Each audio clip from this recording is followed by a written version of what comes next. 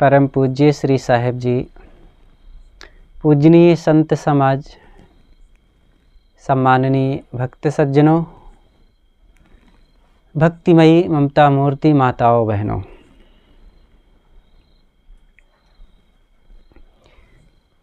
जीवन में कुछ अवरोधक हैं और कुछ सहयोगी तत्व भी हैं। हमारी सुख शांति में उन्नति हो, जीवन सुखमय बीते, खुशहाली के पथ पर चलें, इसके लिए कुछ अवरोधक तत्वों को पहचानने की ज़रूरत है। बिना पहचाने उसका त्याग नहीं होगा। और कुछ ऐसी भी बातें हैं जिसको अपना लेने से, जिसको पहचान और पकड़ लेने से हमारा जीवन सुखमय हो जाता है, सरल और आनंदमय हो जाता है। इसको पहचाने बिना हम इसको पकड़ नहीं पाएंगे, इसको अपना नहीं पाएंगे। ये क्या चीज़ें हैं, इन दोनों को समझने की ज़रूरत है। हर जगह, हर क्षेत्र में ये दो तत्व आते हैं। किसी भी दिशा में उन्नति करना चाहें तो कुछ साधक तत्व हैं तो कुछ बाधक तत्व हैं। और जो साधक तत्वों को पहचान करके बाधक तत्वों से दूर नहीं हटेगा तो बीच में वो घुमड़ता रहेगा और किसी को अपना नहीं पाएगा और किसी को त्याग नहीं पाएगा। और त्याग ग्रहण की बहुत ज़रूरत है। हमारे शरीर में ही, जीवन निर्वाह में भी तो त्याग और ग्रहण की कितनी आवश्यकता है। ग्रहण करना सब लोग जानते हैं कि रुपया मिले, मान सम्मान मिले, चीज़ें मिले, घर मिले, ज़मीन मिले, गाड़ी मिले, कपड़ा मिले, सब मिले। लेकिन अगर छूटे ना तो क्या मिलना हमारे लिए सुखदायी हो पाएगा? छूटने की अपेक्षा से मिलना अच्छा लगता है। हम भोजन करते हैं, अच्छा भोजन हो, लेकिन कल का खाया हुआ आज निकले ना तो आज का खाना अच्छा लगेगा? खाना जरूरी है तो उसका विसर्जित होना भी जरूरी है। इसी प्रकार और भी चीज़ें देख लें। अच्छे कपड़े मिलने की सबकी इच्छा होती है, लेकिन पुराने कपड़े हटें ना, घर से निकालें ना, सब चारों तरफ कूड़ा कबाड़ जैसे फैले रहें तो नए कपड़े क्या अच्छे लगेंगे? नई चप्पलें, नए जूते लाए जाते हैं। अब पुरानी टूटी चप्पलें और जूते ये सब पड़े रहें घर में यत्र तत्र बिखरे तो उनका रहना तो बिल्कुल बेकार लगेगा। तो हर चीज़ की यही बात है। हमारे स्वभाव में भी ऐसे ही ज़रूरत है। हमारे स्वभाव में कुछ दुखदायी तत्व हैं तो कुछ सुखदायी तत्व हैं। इनको भी अच्छे से समझना चाहिए। सुखदायी तत्व हैं सद्गुण और दुखदायी तत्व हैं दुर्गुण। और ये सद्गुण दुर्गुण सबके अंदर में होते हैं, सबके अंदर। जिनको हम ज़्यादा उपयोग करेंगे वही हमारे सामने आकर के हमारे जीवन में काम करेंगे और फिर उसी का लाभ मिलेगा। अब निर्णय हमारे ऊपर है कि हम किनका ज़्यादा उपयोग करते हैं। देखिए, ये हमारा मन जो है ना, अचेतन मन अंदर से बहुत बलवान है, बहुत ताकत है उसमें, लेकिन वो अंधा है। उसके पास निर्णय की कुछ क्षमता नहीं है। निर्णय की क्षमता विवेक में होती है और विवेक को खुद जागृत करना पड़ता है। और नहीं तो अविवेक व समूढ़ बना मन बहुत बलवान है और वो जो कुछ उसके सामने आएगा वो करता जाएगा। और फिर हमारा जो अचेतन मन है वो ये नहीं देखता है कि हम किस बात का अंदर में प्रभाव डाल रहे हैं। जो करेंगे वो प्रभाव ग्रहण कर लेगा। जो सबकॉन्शियस माइंड है अंदर में, अचेतन मन, वो जानता नहीं है कुछ कि मैं किस चीज़ से बलवान हो रहा हूँ, इसका परिणाम क्या होगा। हमारे जो सचेतन मन द्वारा जो किया जाता है उसी को इकट्ठा कर करके बलवान बनता है। तो सचेतन मन में जानने की शक्ति होती है, लेकिन जब उसी में विवेक की शक्ति लगा दिया जाता है, अपनी बुद्धि को शुद्ध कर लिया गया, और फिर शुद्ध बुद्धि से जो काम करेंगे वही फिर अभ्यास बन जाएगा, और फिर वही अभ्यासिक वृत्ति को अंदर से अचेतन मन उसको ग्रहण कर लेता है, और फिर वही जब ग्रहण हो करके एकदम भारी बलवान बन गया तो वही साधक की साधना बन जाती है, वही उसकी संयम, त्याग, विवेक और धैर्य, सहनशीलता, विनम्रता, गुरु भक्ति की वही ताकत बन गई। इसीलिए कहा जाता है कि शुभ मार्ग में लगे रहो, और लगे रहो बराबर, और जो काम बराबर करते रहेंगे वो एक दिन हमारे लिए निश्चित ही वो बहुत बड़ी शक्ति बन करके सामने आएगी। करत करत अभ्यास ते जड़मति होत सुजान, रसरी आवत जात है सिल पर करत निशान। तो जो कोमल सी रस्सी है वह पत्थर पर भारी निशान और चिन्ह बना देती है।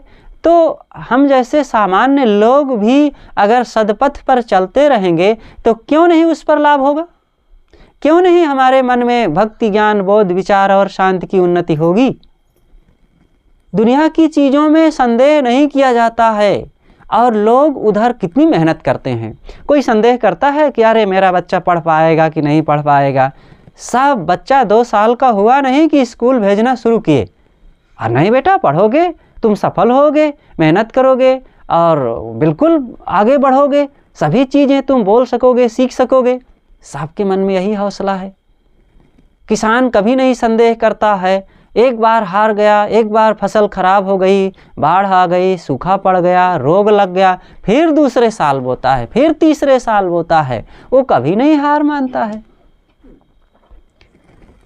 इसी तरह व्यापार में घाटा लग गया, फिर लगता है, फिर काम करता है, फिर काम करता है, और फिर वो कुछ ना कुछ नया रास्ता निकाल करके अपनी जीविका के लिए कुछ ना कुछ कमाई कर ही लेता है। हर क्षेत्र में लोग बारंबार मेहनत करते हैं। भक्ति सत्संग के मामले में कितनी मेहनत करते हैं, और एक बार चूक गए, थोड़ा सा असफल हो गए, या थोड़ा सा किसी ने हमारे लिए हतोत्साह की बात कह दिया तो बस हाथ पर हाथ धर करके बैठ गए, ढीले हो गए, सारे शक्ति लगाना, मेहनत करना और उधर की गति छोड़ दिए। ये हमारे मन की कमजोरी है। इसका मतलब है कि हमने भक्ति सत्संग में मन को लगाया नहीं, लाभ निश्चय हुआ नहीं। लाभ निश्चय होना चाहिए। किसी भी दिशा में जब लाभ निश्चय हो जाता है तो उस दिशा में काम करने के लिए आई हुई समस्त कठिनाइयाँ फिर सरल हो जाती हैं, कठिनाई नहीं लगती है। वो किसान जब अपनी किसानी में लाभ निश्चय कर लेता है, तब फिर किसानी करते समय चाहे धूप में करना पड़े, बरसात में करना पड़े और ठंडी में करना पड़े, रात अंधेरे में सिंचाई करना पड़े, कीड़े मकोड़े काटें और बाज़ार में जा कर के कितना लोगों की सहना पड़े और अनेक तकलीफ़ें होती है, लेकिन फिर भी वो सब सहता है, सब सरल हो जाता है। अरे साहब बहुत लाभ इस साल हुआ है, और इतना मक्का बोए और मेहनत तो खूब पड़ी लेकिन खूब लाभ हुआ, खुश रहते हैं। सब्जी में खूब लाभ हुआ। व्यापार दुकान में बैठता है व्यापारी, सुबह 8 बजे से बैठता है, शाम के 8-9 बजे तक बैठा रहता है। ग्राहक आवें चाहे न आवें, और आते हैं तो सबसे खपट टैं करना पड़ता है। और कोई क्या कहता है, कोई कहता है अरे माल बढ़िया नहीं है, कीमत बहुत ज़्यादा लगाए हो, तुम ठगते हो, और उससे अच्छा तो वहाँ सामान मिलता है।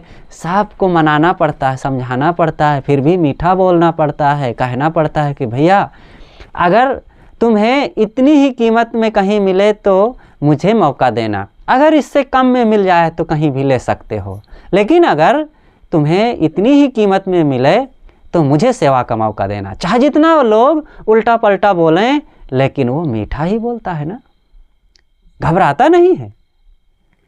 तो लाभ निश्चय है उसको कि मेरा ये धंधा है और ऐसे ही व्यापार किया जाता है, तो इस लाभ निश्चय से वो मेहनत करता है। एक घर में रहने वाली गृहिणी घर में काम करती है, बच्चों को जन्म देती है, पालती पोसती है, और कितना उसके पीछे बच्चे उल्टा पल्टा बोलते हैं, करते हैं, चीज़ों का उठाव पटक करते हैं। हम तो देखते हैं कहीं कहीं कि कितना माताएं परेशान होती हैं और चीज़ों को उठा पटक करता है, फेंक देता है, गंदगी कर देता है, तोड़ देता है और इधर उधर भागता है। उसके पास कोई समझ ही नहीं है, कुछ भी कर सकता है वो।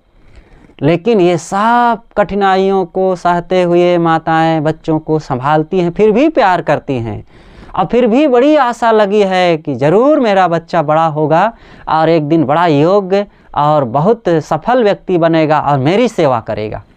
ये आशा है, और इस आशा में सारी कठिनाइयां सहता है, चाहे जौन करे, मेरा बच्चा है। तो इसी प्रकार हमें भी लाभ निश्चय होना चाहिए कि एक ना एक दिन हम अपने मन को स्वश करने में, अपनी बुराइयों को त्यागने में और अपने मन के तमाम दोष दुर्गुणों को मिटाने में हम सफल होंगे, और दया, क्षमा, भक्तिशील, शांति, संतोष को अवश्य हम प्राप्त कर सकेंगे। क्यों नहीं प्राप्त कर सकेंगे? बहुत से महापुरुषों ने इस दिशा में उन्नति किया, काम किया, सफल हुए, मुक्ति की मंजिल तक वे पहुँचे। वे भी तो हम जैसे मनुष्य थे, वे भी तो किसी माँ बाप से ही पैदा हुए, वे भी तो यही दाल चावल अन्न खा करके इसी धूल गर्दे में खेले और रहे, बड़े हुए, और उन्होंने अपने जीवन में एक व्यवस्था लाई, जीने का एक नया ढंग अपनाया, और वे महान हुए। हम भी क्यों नहीं हो सकते हैं? बिल्कुल हो सकते हैं। इसी आशा में सबको ऐसी दिशा में मेहनत करना चाहिए। कोई छोटा बड़ा नहीं होता है। जो सफल लोग हुए हैं, चाहे भौतिक क्षेत्र में और चाहे आध्यात्मिक क्षेत्र में, वे सब लोग एक समान रहे। बड़े बड़े वैज्ञानिक जो हुए हैं, चाहे आइंस्टाइन हुए हों, न्यूटन हुए हों, और मैडम क्यूरी हुए हों, और पियरे जी हुए हों, कोई भी हुए हों, जेम्स वाट हों, ये सब लोगों ने साधारण जीवन जिया है, और ये कहें कि वे भौतिक क्षेत्र में कई बार तो असफल भी रहे। आइंस्टाइन कितना पढ़े लिखे थे? कक्षा 9-10 पढ़े थे बस।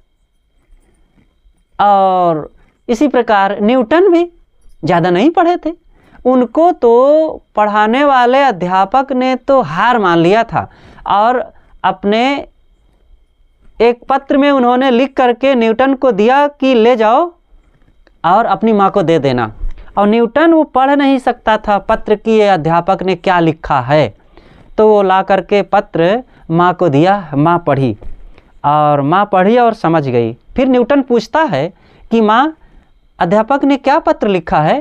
तो माँ ने कहा कि बेटा, तेरे अध्यापक लिखे हैं कि तुम्हारा बेटा बड़ा होनहार है, और इसके जैसी होनहार बुद्धि की योग्यता की शिक्षा हम नहीं पढ़ा सकते हैं, इसलिए वे कहे हैं कि तुम किसी अलग स्कूल में इसका दाखिला कराओ। और जबकि अध्यापक ये लिखा था, तुम्हारा बद्धा बेटा महाबुद्धू है, इसको कोई नहीं पढ़ा सकता है, तुम इसको पढ़ाने के लिए न भेजो स्कूल, ऐसा लिखा था। लेकिन माँ ने ऐसी बात उसको नहीं कहा, उसके उत्साह का वर्धन किया और कहा कि अध्यापक लिखे हैं कि तुम्हारा बेटा बहुत योग्य है, इसको किसी अच्छे स्कूल में पढ़ाओ। और फिर अच्छे स्कूल तो नहीं पाई, माँ ने खुद पढ़ाना शुरू किया, और थोड़े दिनों में वो बच्चा सीखते सीखते एक तेज योग्य विद्यार्थी हुआ, और फिर बहुत सफल व्यक्ति हुआ। और उन्होंने पृथ्वी का गुरुत्वाकर्षण की शक्ति को निकाला और बताया, और विज्ञान के क्षेत्र में न्यूटन का नाम बहुत आगे है। ऐसे ही महापुरुषों की बात देख लो, जो अध्यात्म क्षेत्र में हुए हैं, इनकी तो बात ही न्यारी है। सदगुरु कबीर को क्या कहेंगे? किस क्षेत्र में वे सफल रहे? अरे वो राजा के लड़का नहीं रहे, कोनो धनी सेठ के भी आदमी नहीं रहे। जौन तथाकथित संसार में माना जाता है कि ब्राह्मण घर में बड़ी जाति में हुए होते, थोड़ा सम्मानित होते, 4 लोग उनकी शोहरत में मदद करते, तब वे बड़े होते। कौन थे कबीर साहब? कुकड़ू कू की आवाज़ हुआ करती थी वे जहाँ रहते थे, चारों तरफ उनके मोहल्ले में। और सुबह से चरखा करघा खड्डी चलती थी, और सुबह से चादर बिनो, साड़ी बिनो, कपड़े ले चलो बाजार, समय हो गया, यही लोगों में हल्ला आवाज़ हुआ करती थी। ऐसी जगह में वो बच्चा पैदा हुआ और ना मुल्ला पढ़ाए ना पंडित पढ़ाए, दोनों ने झिड़क दिया। कहें ये जुलाहा पढ़ेगा तो कपड़ा क्या बुनेंगे हम, मकान बनाएंगे हम। कोई नहीं पढ़ाने को तैयार हुआ। और भी वो भौतिक क्षेत्र में किसी ढंग से बहुत उन्नतिशील नहीं थे, किसी बड़ी जगह में नहीं हुए थे, लेकिन वह बच्चा इतना होनहार, इतना योग्य, इतना संकल्प शक्ति वाला, इतना मजबूत, इतना साहसी और इतना अंतश्चेतना से मजबूत था कि क्या पूछना। बड़े बड़े लोगों को थर्रा देने वाला हुआ और पंडित और मुल्ला उनके सामने अपनी दुम दबा करके भाग जाने के अलावा कुछ उनके पास जवाब नहीं सूझता था।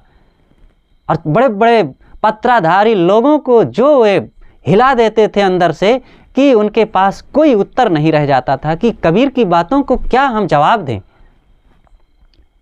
और उनको कोई बड़े गुरु भी नहीं मिले थे कि कोई ऐसे महान सद्गुरु मिल गए हो, बोध वैराग्य साधना संपन्न। स्वामी रामानंद जी के पास समय समय से जाते थे और वे वैरागवान संत थे, बड़े योग्य थे उस समय के तत्कालिक संतों में से, लेकिन फिर भी उनके विचारों में और कबीर के विचारों में बहुत अंतर था। सद्गुरु कबीर उनके विचारों से सहमत भी नहीं थे क्योंकि वे दशरथी पुत्र राम की उपासना करते थे और सद्गुरु कबीर दशरथी पुत्र राम में निष्ठा उनकी थी, लेकिन उनके इष्ट नहीं हो सकते थे वे, क्योंकि साहब कहते थे कि दशरथ पुत्र श्री राम जी आज तो हैं नहीं और वे बोध वैराग्यवानों के उपास्य नहीं हो सकते। वे मर्यादा पुरुषोत्तम थे और गृहस्थी जीवन में जीने वालों के लिए बहुत बड़े आदर्श थे श्री राम जी। भाई भाई का प्रेम, माता पिता की आज्ञा का पालन, एक पत्नी व्रती होना और भाई के लिए अपने राज का त्याग कर देना और प्रजा की बातों का ख्याल करके वे अपने सुख सुविधाओं को छोड़ देना, इन सब बातों में वे बड़े आदर्शवान हैं। लेकिन त्याग, वैराग्य, साधना, स्वरूप ज्ञान, स्वरूप बोध, आत्मज्ञान का आदर्श उनसे नहीं मिलता है।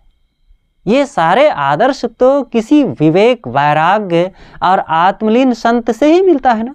और सद्गुरु कबीर वही आत्मलीन साधकों में से हैं, स्थितिवान, महाप्रज्ञावान और आत्मज्ञान के महाधनी वे महापुरुष थे। और फिर श्री राम जी उनके उपास्य कैसे हो सकते हैं? तो स्वामी रामानंद जी और सद्गुरु कबीर साहब के विचारों में बड़ा अंतर था। इसीलिए सद्गुरु कबीर ने एक जगह बीजक में कहा है, रामानंद राम रस माते और कहाँ ही कबीर हम कही कही थाके। स्वामी रामानंद जी राम रस में माते हैं। देखो तो कबीर भी राम रस में है और स्वामी रामानंद जी भी राम रस में लगे हैं, लेकिन दोनों का राम अलग अलग है। एक का राम हाथ पैर वाला है, अयोध्याधीश, दशरथ पुत्र, सीतापति, और एक का राम हाथ पैर वाला नहीं है। सद्गुरु कबीर का राम घट घट में जो रहने वाला है, अविनाशी राम है। श्री राम जो अयोध्याधीश है वे अविनाशी राम नहीं है। हाँ, उनके अंदर भी अविनाशी राम रहा, लेकिन उस आत्मज्ञान की बात अगर कहा जाए तो स्वामी रामानंद जी तो उस आत्म तत्व वाली बात तो नहीं, वो केवल हाथ पैर वाले राम को मानते थे। एक बार सद्गुरु अभिलाष साहब जी प्रीतम नगर आश्रम में थे इलाहाबाद में। एक वैष्णव संत आए, उनका स्वागत हुआ। जब बैठे, बातचीत होने लगी तो उन्होंने कहा कि महाराज हम तो सगुण उपासक हैं। तो सगुण उपासना में यही माना जाता है कि सगुण मतलब जो आकार सामने दिखे। तो गुरुदेव जी ने यही पूछा था कि सगुण उपासना में आप अयोध्याधीश राम को मानते हैं कि आत्मा राम को? तब वो सोच में पड़ गए। अगर वे कहें कि मैं अयोध्याधीश राम को मानता हूँ तो क्या मानते हैं? कौन सी सगुण की उपासना कर रहे हैं? उनका हाथ पूज रहे हैं कि पैर पूज रहे हैं कि सिर पूज रहे हैं? तो ना हाथ है, ना पैर है, ना सिर है, ना पेट है, कुछ तो नहीं है। क्या मान रहे हैं? तब एक क्षण विचार करके कहा कि महाराज आत्मा ही राम को फिर मान रहे हैं। तो गुरु जी ने कहा वही आत्मा राम को हम भी मान रहे हैं। जो सगुण उपासना करते हैं वह भी कौन सी सगुण की उपासना कर रहे हैं? मूर्ति बना ले वही सगुण है। मूर्ति एक आकार, उनको आकार दिखती है।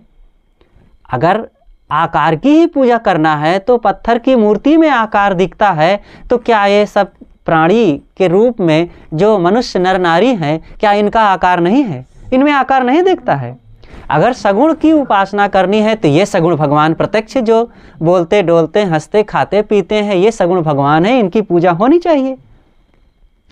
अब फिर निर्गुण भगवान, निर्गुण मानने वाले कहते हैं कि निर्गुण आकाश में, शून्य आकाश में रहता है, मतलब जिसका कोई गुण ना हो, वो निर्गुण को मानते हैं कि शून्य आकाश में। ये अर्थ सही नहीं है। गुण का, निर्गुण का मतलब है जो तीन गुणों से परे हो। और तीन गुण क्या है? सत रज तम। ये तीन गुणों से परे आत्मा है, और वही आत्मा ही, आत्म उपासक ही निर्गुण उपासक है। तो जो विवेकवान होगा वो सगुण को भी मानता है, निर्गुण को भी मानता है। सदगुरु कबीर ने तो एक ही साखी में कह दिया है, सरगुण की करी सेवा और निर्गुण का करु ज्ञान, और सरगुण निर्गुण से परे तहाँ हमारा ध्यान। सगुण की सेवा करो, निर्गुण का ज्ञान करो। और ध्यान की बात जब आती है तो सगुण और निर्गुण से भी ऊपर है ध्यान की स्थिति। सेवा किसकी की जाएगी? कोई कहे कि हम फोटो की, मूर्ति की या पेड़ पौधा की सेवा करते हैं, तो ये कोई सेवा तो ना हुई। सेवा प्राणियों की जाती है, जिनको भूख लगती हो, प्यास लगती हो, कपड़े की ज़रूरत हो, ठंडी गर्मी लगती हो, और जिनके शरीर हो, शरीर है तो सुख दुख जिनको प्रभावित करता है, तो उन्हीं की सेवा की जाती है। और वो हैं सब प्राणी। मनुष्य तो हैं ही, मनुष्य के अलावा भी जितने प्राणी हैं वो सब सेवा के योग्य हैं। अब सबकी सेवा तो नहीं की जा सकती है। हाँ, उनको दुख ना दो, मानो सेवा हो गई। और जिनके लिए जिम्मेदारी है उनकी सेवा करें। लेकिन ये सगुण उपासना में लगे हुए लोग, जिनकी सेवा की ज़रूरत है, जो खा सकते हैं उनके सामने की तो रोटी छीनते हैं, और जो खाता नहीं है उसको खिलाने का उपक्रम करते हैं। देखो ना, मंदिर में चले जाओ या घर में लोग दो ठो मूर्ति रखे हैं और सुबह शाम भोग लगाएंगे, और फिर पंखा झलेंगे गर्मी में, ठंडी में हीटर तपाएंगे, और नहलाएंगे धुलाएंगे। कौन जाने अब टट्टी पेशाब कराते हैं कि नहीं कराते हैं। कोई चीज़ की ज़रूरत नहीं है, लेकिन सब कर रहे हैं। और घर में अपने ही पिता से, माँ से, सास से, ससुर से लड़ेंगे, उनकी थाली छीनेंगे, उनको भोजन नहीं दे सकेंगे, उनसे मीठा नहीं बोल सकेंगे। ये कौन निर्गुण सगुण की सेवा हुई? सगुण की सेवा है प्राणियों की सेवा करना। और प्राणियों में मनुष्यों की सेवा, मखलूक ही मज़ाहरे खालिक है, और इंसान अशरफ उल मखलूकात है। मखलूक ही मज़ाहरे, संसार में प्राणी की सेवा ही सबसे बड़ी सेवा है। और इन प्राणियों में मनुष्यों की सेवा उससे भी बड़ी सेवा है। और मनुष्यों के साथ सद्भाव सद्बर्ताव कर नहीं पाते हैं, इसलिए ये सेवा कोई बड़ी सेवा ना हुई, और ये भक्ति कोई बड़ी भक्ति ना हुई। और दूसरी चीज़ है निर्गुण। निर्गुण है जो तीन गुणों से परे हो, और तीन गुण है सत रज तम। संसार की समस्त चीज़ों में, चाहे वो मिट्टी पानी आग हवा हो, चाहे प्राणियों की देहें हो, और चाहे और कोई चीज़ें हो, सब तीन गुणों के अंदर हैं। तीन गुणों से परे कोई चीज़ नहीं है। समस्त परिवर्तनशील चीज़ें तीन गुणों के अंदर हैं। लेकिन एक ऐसी चीज़ है जो गुणातीत है, इसीलिए कहा जाता है उसे गुणातीत, त्रिगुणातीत, विषयातीत। तो वो क्या है? आत्मा। आत्मा में कोई गुण नहीं है। अगर कहना चाहें तो कह सकते हैं ज्ञान गुण है। अगर भौतिक गुण कहेंगे तो भौतिक गुण तो परिवर्तनशील, और परिवर्तनशील अगर वो है तो फिर आत्मा भी नष्ट हो जाएगा। लेकिन आत्मा नष्ट होने वाली चीज़ नहीं है, वो नित्य रहने वाली चीज़ है, अविनाशी, अजर, अमर। उसी के लिए संध्या पाठ में कहा गया है, अजर अखंड रूपी परम प्रकाशी देखो, सूर्य से उजासी लेखो, अति ही सुहायो है। वो अजर है, अमर है, अखंड है, और परम प्रकाशी है, स्वतः प्रकाशी है। संसार की समस्त चीज़ें पर प्रकाशी हैं। देखो, बत्ती जलती है तो कहीं से पावर पाता है तब ये जलता है। चंद्रमा का प्रकाश है, कहीं से सूरज का रिफ्लेक्शन वो यहाँ भेजता है, और सूरज का प्रकाश है, लेकिन वह भी जब हम आँखों से देखेंगे सूरज के प्रकाश में तब चीज़ें दिखेगी। सूरज का प्रकाश हो लेकिन हम आँखें न खोलें तो क्या कोई चीज़ देख सकेंगे? लेकिन आत्मा अपने आप प्रकाशित है, ना उसके लिए सूरज का प्रकाश चाहिए, ना चांद का प्रकाश चाहिए, ना दीपक का प्रकाश चाहिए, ना उसके लिए आँख की ज़रूरत है, ना अंधकार उसके लिए बाधा डालता है, ना कुछ। आत्मा जहाँ रहेगा, आप घोर अंधकार में रहें और कोई पुकार दे केशव, अब अंदर से केशव कभी नहीं कहेगा कि अच्छा रुको रुको मैं दीपक जला लूँ और फिर प्रकाश में देख लूँ मैं हूँ कि नहीं, तब बताऊँगा कि मैं कहाँ हूँ। कोई कहता है ऐसा? जैसे ही पुकारा गया, चाहे घोर अंधकार में हो, लेकिन कहता है हाँ मैं यहाँ हूँ, क्योंकि वो स्वतः जानता है। उसी को गीता में कहा गया है, ना शशांक को, ना पाव को, ना दीपकः, ऐसे कहा गया है कि उसको ना चंद्रमा प्रकाशित करता, ना सूर्य प्रकाशित करता, और ना कोई और दीपक प्रकाशित करता है। वो आत्म तत्व है। और उसी का उपदेश सदगुरु कबीर कहते हैं, आत्म ज्ञान बिना नर भटके, कोई मथुरा कोई काशी, कस्तूरी कुंडल बसे मृग ढूंढे बन माहि, तैसे घट घट राम है दुनिया जानत नाही। ज्यों तिलमाही तेल है, ज्यों चकमक में आग, तेरा साईं तुझ में जाग सके तो जाग। इसलिए इस आत्म तत्व को पहचानें और आत्म तत्व के लिए सगुण की सेवा करें। सगुण प्राणियों की सेवा करना जरूरी है। जो लोग प्राणियों को दुख देते हैं वो भला आत्म तत्व को कैसे समझ सकते हैं? क्योंकि दूसरे जीवों को दुख दे करके अपना भी एक जीव है, सुख पाना चाहते हैं। अगर सुख चाहते हैं तो सुख देना शुरू करें। हृदय भीतर आरसी, मुख देखा नहीं जाए, और मुख तो तब ही देखियो जब दिल की दुविधा जाए। सबके हृदय के भीतर में एक आरसी है। आरसी माने दर्पण। हृदय भीतर आरसी, मुख देखा नहीं जाए। सबके भीतर में एक दर्पण है, लेकिन मुख नहीं दिखता है। मुख तो तब ही देखिया जब दिल की दुविधा जाए।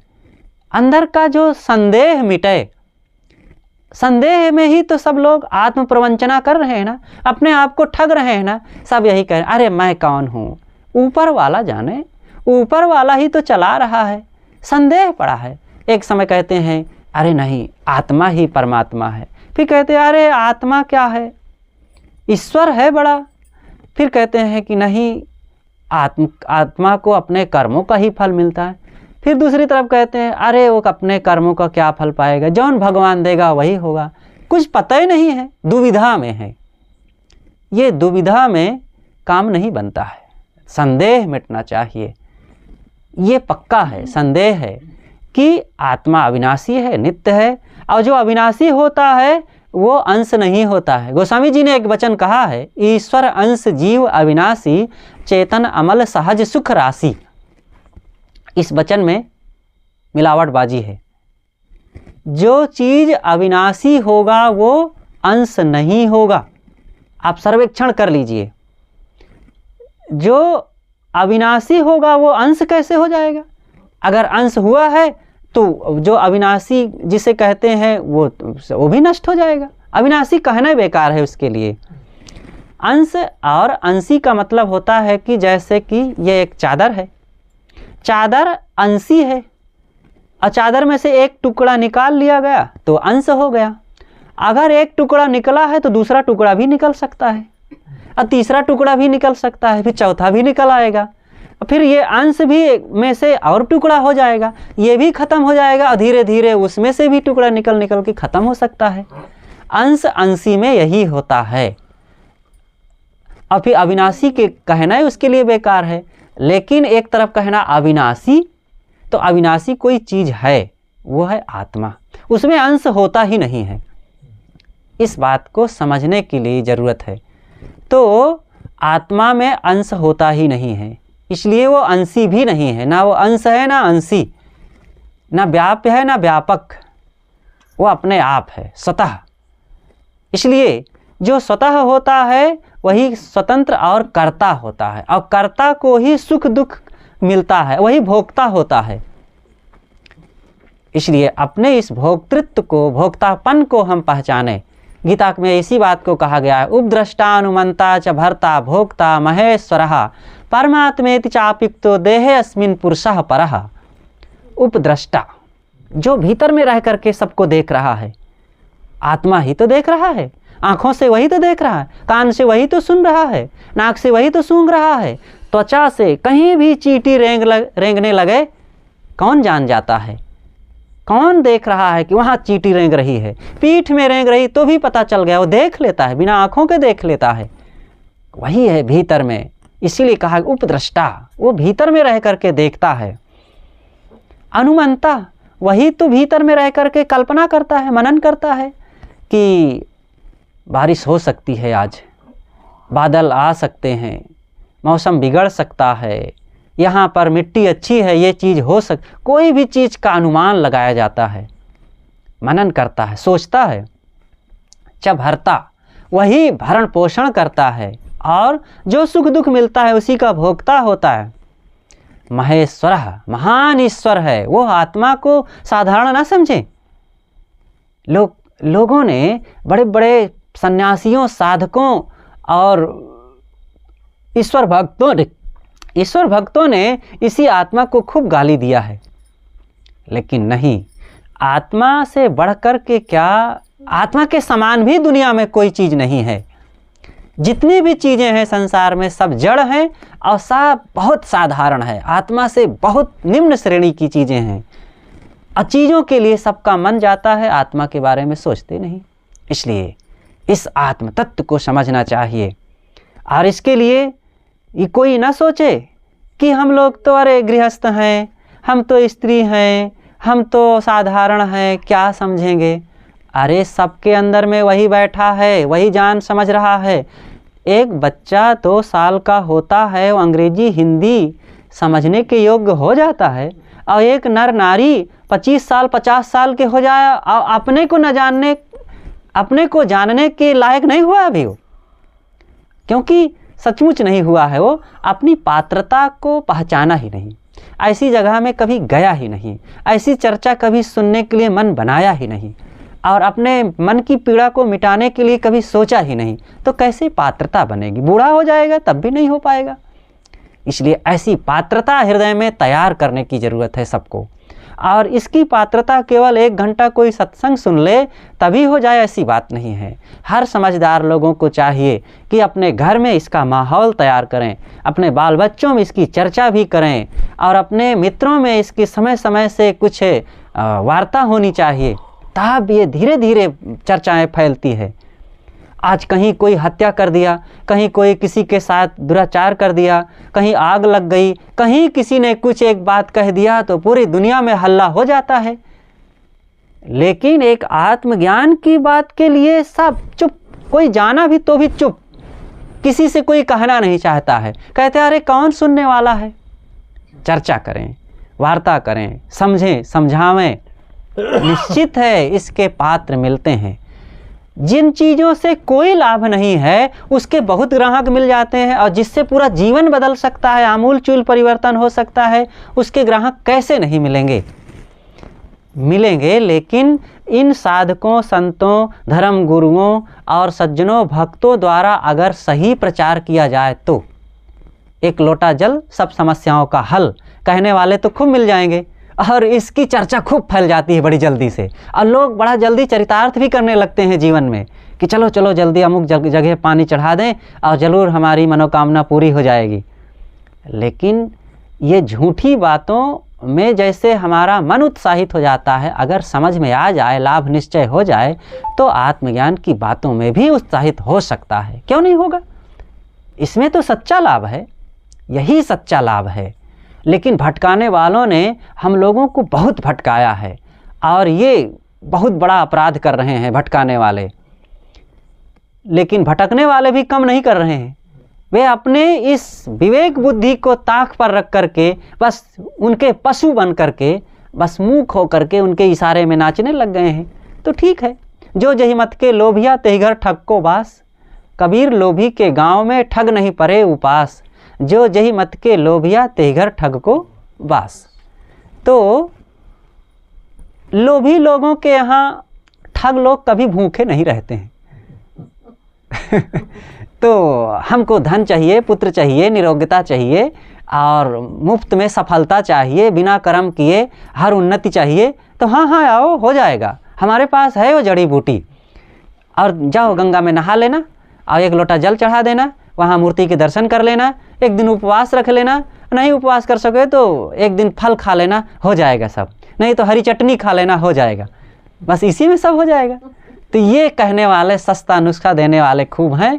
तो लोग कहते अरे बहुत बढ़िया है, ना इंद्रिय को संयम करना, मन को ना रोकना है और ना और कुछ करना है, तो ये तो बड़ा सरल उपाय बाबा ने दिया। यही आज 2000 वर्षों से हमारे भारतीय समाज को लोगों ने गुमराह करके पूरा कूड़ादान बना करके रख दिया है समाज को। इसलिए हमें जगने की ज़रूरत है, कबीर विचारों को, निर्णयी विचारों को अपना करके आत्म कल्याण की तरफ आने की ज़रूरत है। तो मैंने दोनों बातें एक साथ कहा कि कुछ त्यागने की ज़रूरत है, कुछ ग्रहण करने की ज़रूरत है।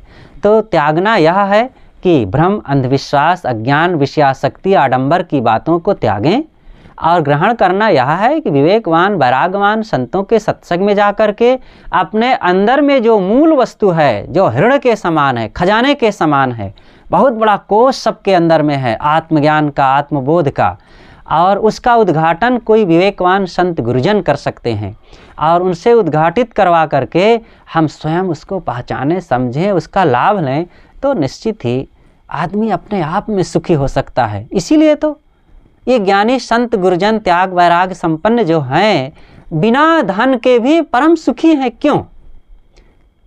उसी के लिए सदगुरु कबीर ने कहा है, अब इस चर्चा आती है तो ये बाणियाँ सामने आने लगती हैं कि भ्रम बिन गंजन, मणि बिन नीरख, रूप बिना बहुरूपा, थिति बिन सुरत, रहस बिन आनंद, ऐसो चरित्र अनूपा, लक्ष्य बिन सुरख, दरिद्र बिन आनंद।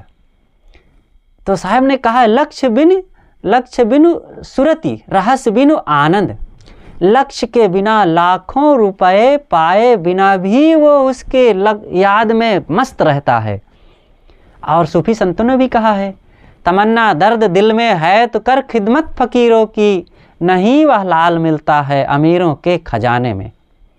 तो अगर अपने दिल का दर्द मिटाने की तमन्ना है तो फकीरों की खिदमत करें, और वो फ़कीर आत्मज्ञानी संत गुरुजन है।